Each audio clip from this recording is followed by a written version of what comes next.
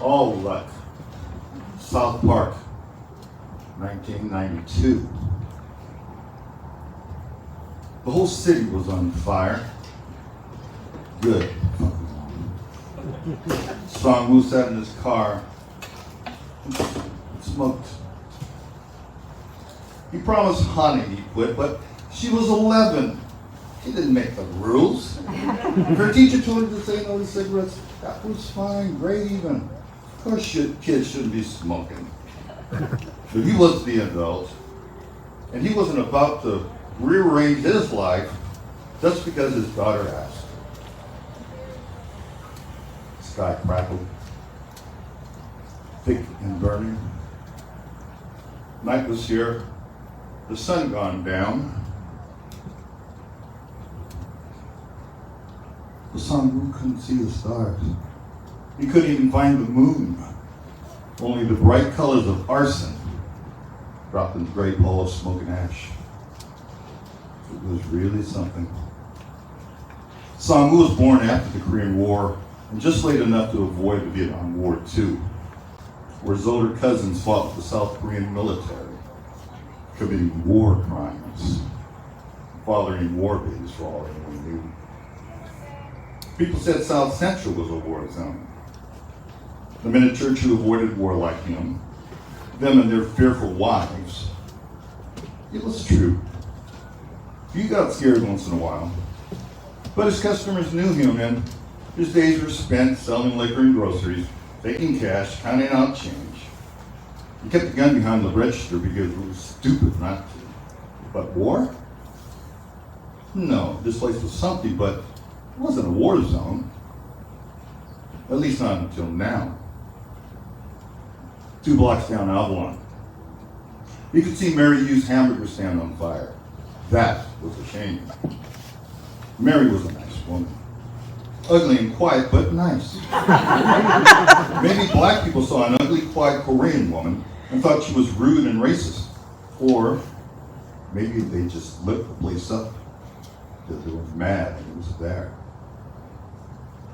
Sang-woo didn't know what his own wife was thinking half the time. How was he supposed to know what went on in the minds of black folk? For example, why did they torch Happy Hamburger? Happy Hamburger.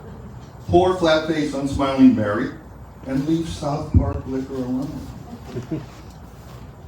South Park Liquor. It had felt like destiny in its way. He was from South Korea. His last name was Park. It seemed like a solid business, and it came up for sale right when he had enough money to get something going. Opportunity. The whole reason he left Korea. To find opportunity. To grab it with both hands the moment it appeared. Yoonji had told him to stay home. Said it was too dangerous to go back. She wasn't wrong. He knew that. And if she begged him instead of scolding him in that huffy way she had, like he was some kind of insufferable idiot, like it wasn't about this thing today, but every decision he'd ever made. Why did he lease a Camaro? Why did he throw money away at the casino? Why did he move her across the ocean, away from her family and friends, so she could live like a pauper? Maybe he would have listened.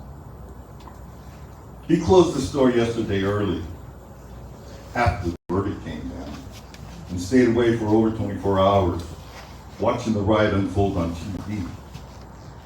He wanted to get some time, and besides, there was no reason to open up.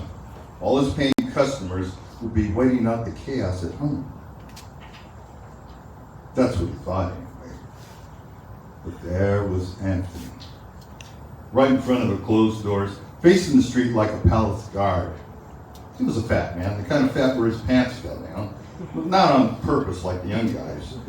Just drooped low every 5 minutes, so he was always pulling them back up and tightening his belt in frustration. Maybe he was young too. Sang-woo could never tell how old black people were. And he hadn't bothered to ask. Anthony had kids. Sang-woo knew that much. 2 of them. Their picture in his wallet. Sang-woo saw their chubby faces whenever Anthony turned the wallet inside out looking for hidden dollars. Sang-woo got out of the car, threw a cigarette on the street, put a new one between his lips.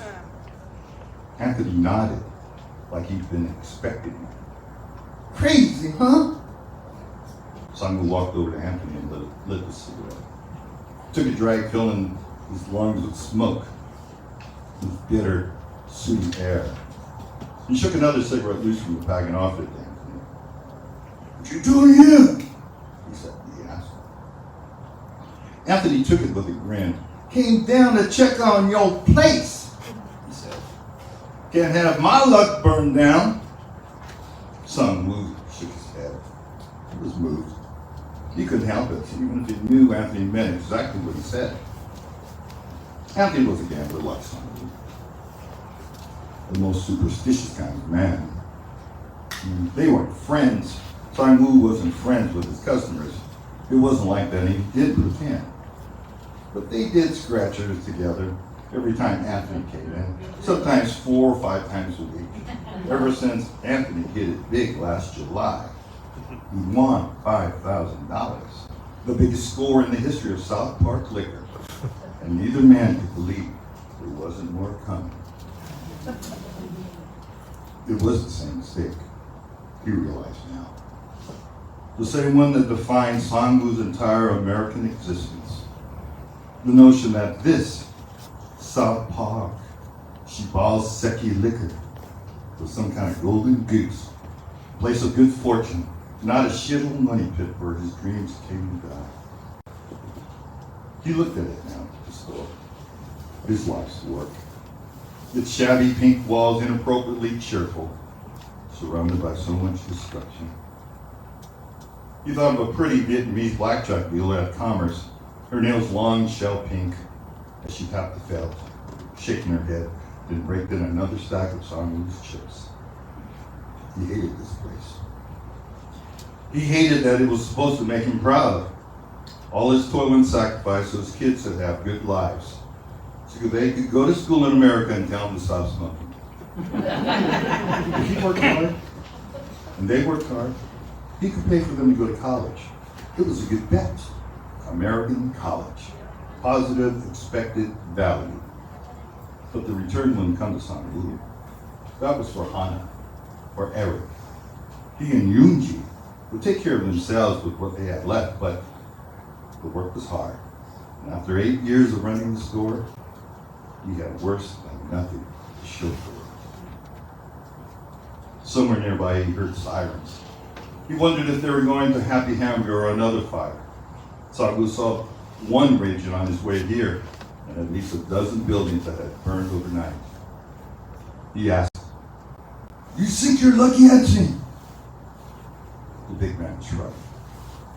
"Don't know about that, but this is my lucky spot. What happened to the money? The 5,000? That exact money? I don't know. Gone, I guess." Sang-woo had done the math. In the last year, Anthony had bled over $3,000 in scratches. And Sang-woo had bled right with them. But every time they hit $50 on a $10 ticket, 20 on a 5, they felt the euphoric possibility, the big score. Waiting, hitting the next card. Sang-woo understood. And probably always understood somewhere in his broken idiot brain that the chase wasn't worth it. Between the scratchers, the cards, the horses, the sports, all the bets he made to sprinkle his long, dirty days and nights with brilliant little crystals of chance. He was in the overall.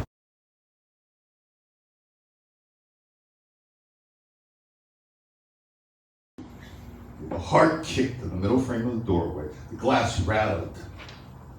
Anthony stared at him, his eyes wide and alert, like he was ready now to face down a looter who'd come for his store.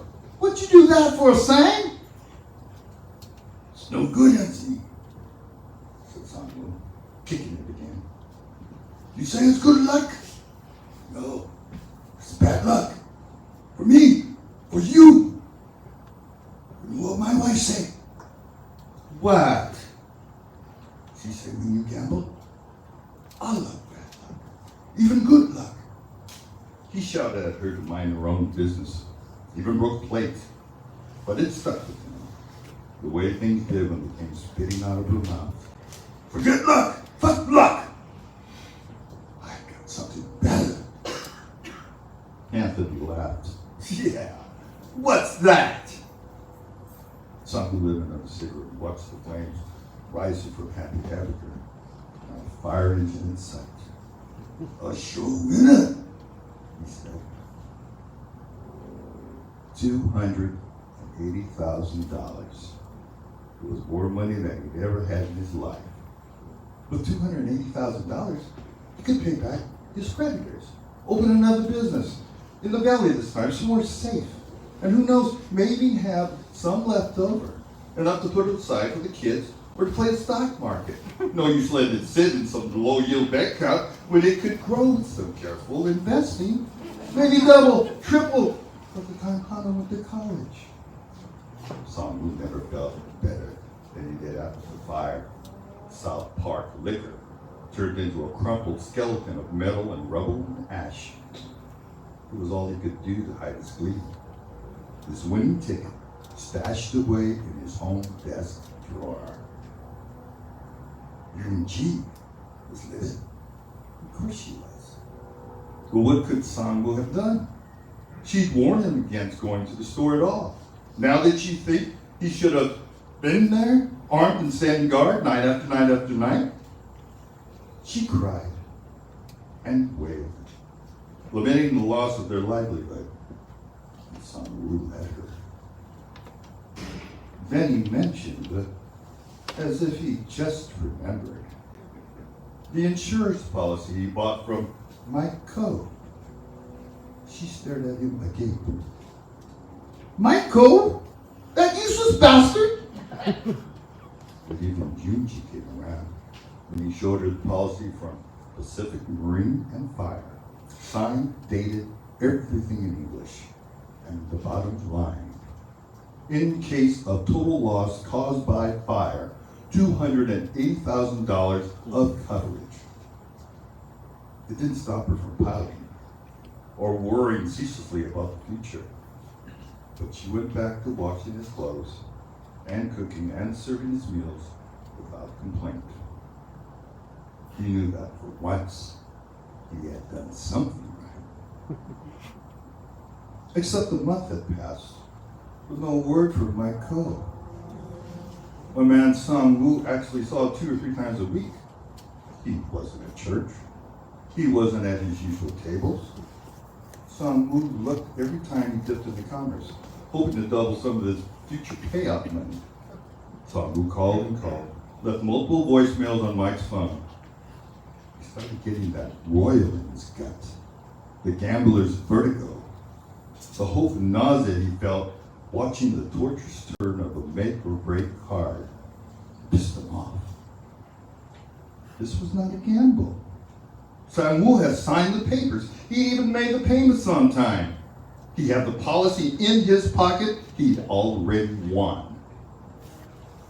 So, why was he standing on the corner in front of his burnt-out liquor store, watching the street with Anthony and Wallace like a trio of low-level drug dealers?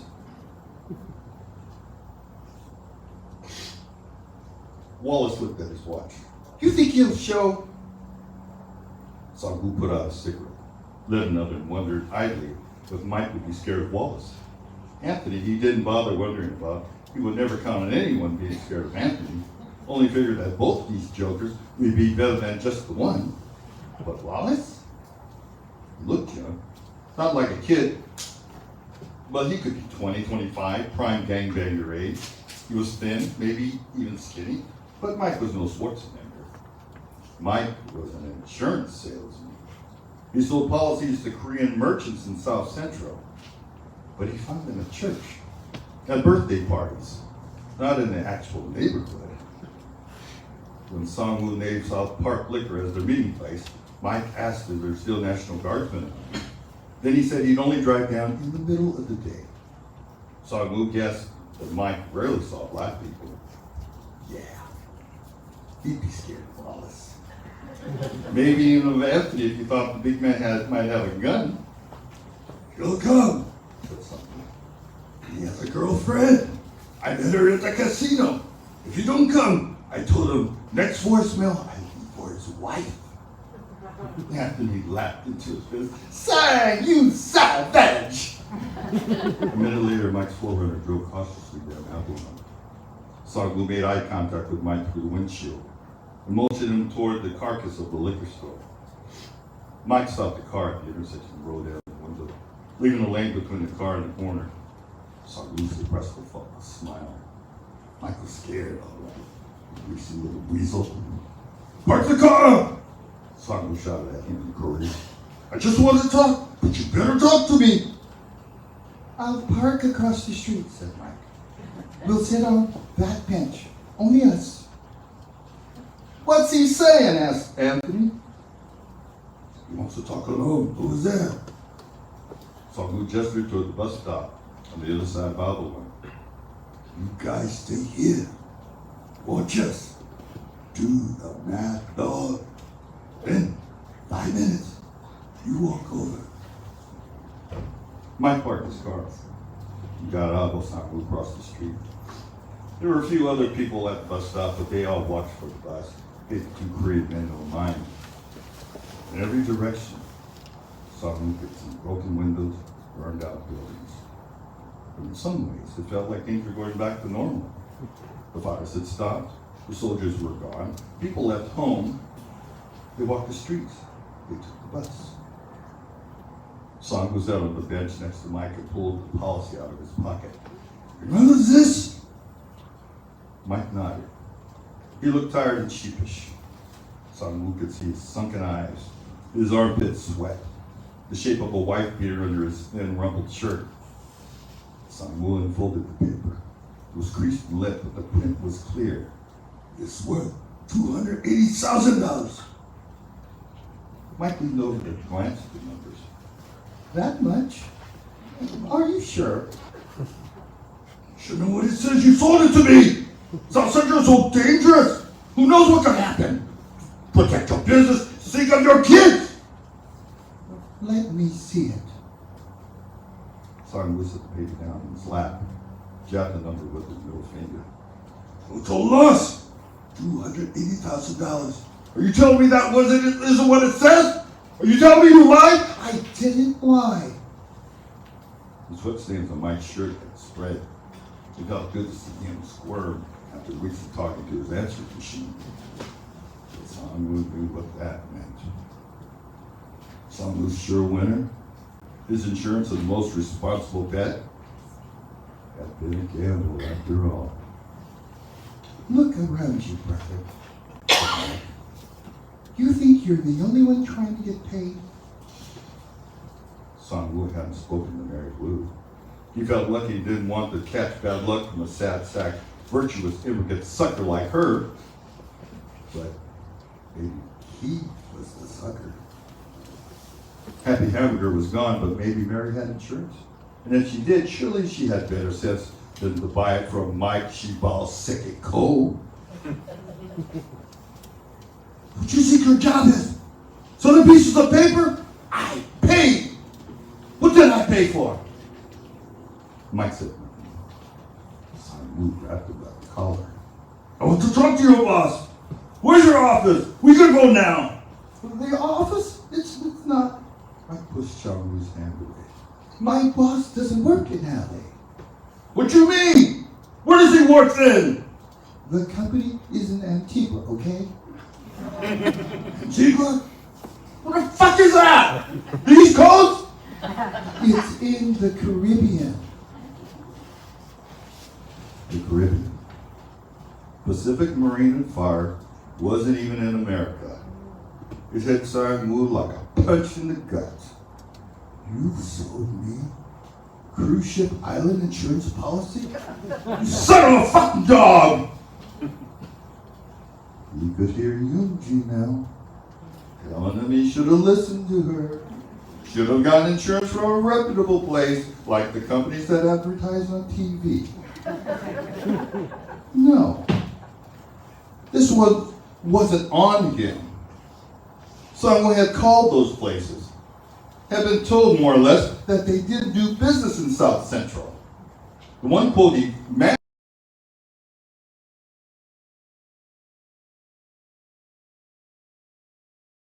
didn't want to catch bad luck from a sad sack, virtuous immigrant sucker like her, but maybe he was the sucker. Happy Hamburger was gone, but maybe Mary had insurance. And if she did, surely she had better sense than to buy it from Mike Shibal Co. What you think your job is? So the pieces of paper? I paid. What did I pay for? Mike said nothing. Simon moved wrapped about the collar. I want to talk to your boss. Where's your office? We can go now. The office? It's not. Mike pushed Charlie's hand away. My boss doesn't work in LA. What you mean? Where does he work then? The company is in Antigua, okay? To your wife. I'll send these guys to talk to her. Mike stood up like something and bit him on the ass. Come on! He said, almost shouting. You might still get paid, you know? Why threaten me, huh? I'm nobody. That's why I wasn't ready to talk to you. Because they don't tell me anything. I promise none of this is my fault. He pleaded, and Simon said nothing. Just tune them out while Anthony and Wallace closed the distance. I will do my best, okay? I promise. I will do my best. It'll just take time. Simon stood up and faced Mike, so close he could see the sweat pooling in the creases of his forehead. He stared at this idiot's idiot forehead. Before he knew what he was doing, he raised his hand and flicked it right in the middle as hard as he could. Sangwoo had done that since his school days in Korea. He was pleased to see he still had the bully's touch. It looked like he even broke in some skin. Mike let out an indignant sound, a choked little whimper, and cupped a hand over his fresh injury. Your best isn't worth shit, Mike! Get me the money! He threw his eyes at Anthony and Wallace, and now just 15, maybe 10 feet away. Go! Mike did as he was told, all but running to his car. The sun was set back now. Anthony sat next to him with a heavy sigh. I don't know, Simon. I don't like your chances. Sangwoo laughed. Maybe the moron would come through like morons sometimes do. Or maybe Sangwoo should just accept he lost this one. Thousands of dollars in premiums and the payout he was owed, all burned up with his store, his only stable means of making a living. Felt bad, like getting stacked at Hold'em when he'd gotten his chips in good. He crushed his cigarette under his shoe, put a fresh one on his lips, took a deep, steady breath, letting the cigarette dangle. A month had passed since the last of the fires went out, but he could still smell the smoke in the air. It clung to the neighborhood like a grimy film, the way it stayed in Sangwoo's clothes and hair, hot and sooty and shameful. So that Hana always knew when he had had a smoke. When he'd let another day go by without even trying to keep his promise. He said. He snatched the unlit cigarette from his lips. The joke's about him as it ran through him, as he returned it to the pack, aligning it with the others, a small white circle, so neat, so clean. He had gambled, and he had lost, but life was long. He could make it up. He brought them there, hadn't he? His wife, their kids, their lives. They were American now. Wasn't that something? He'd staked a claim on this place once, and he could do it again. Why not? Junji would be furious. But he was all always furious. And the kids? Well, he was their father. He would quit smoking today. He could do that much. He closed his eyes, made a silent promise. A prayer. A wager. If he could make it a week without smoking, he, Solomon Park, do anything.